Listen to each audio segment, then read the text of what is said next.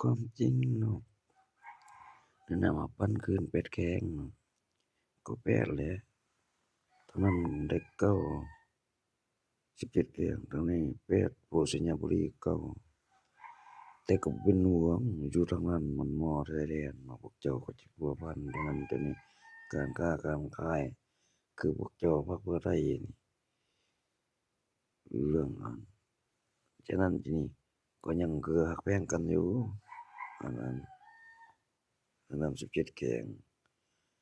คำจะเอาหมดก็สิมีเรื่องบัตรอัน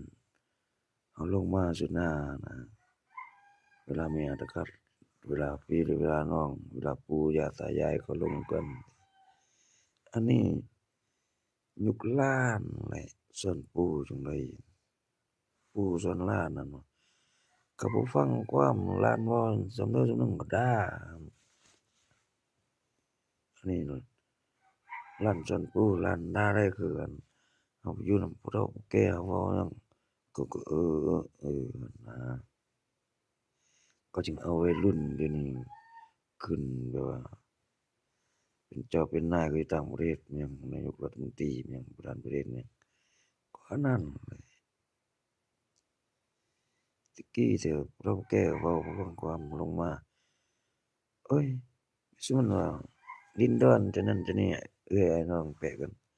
โอ้ยเด็กน้อยปั้นให้เขาซะติอ้าวโธ่หลานเอาบ่อยู่จะนี่ผู้นั้นซะก็ฉะนั้นบางคนเนาะเป็นลุงเป็นป้าจะนั้นจะนี้รังแกจักได้นะเขาบ่เอาเกินเด็ดขาดเอาเป็ดแกงเกินก็คือว่าโลมากโลภากูนิทานตัวนี้มันมีแล้วเดะศีลแม่นศีลสร้างจะแม่นก็เอิ้นตัวให้ก็แม่นเฮ็ดให้ก่อนสร้างว่าเขาสร้างซ่าอันนั้น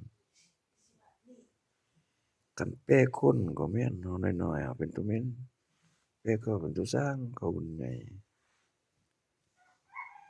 นั่นแหละสิว่าจะได้แปรแม่นเวลาข้อยถ่ายวัยรุ่นใหญ่ข้อยใหญ่แต่ไปเบิ่งตัวจริงแม่ข้อยคนน้อยแม่เป็นขี้หนูตัวจริง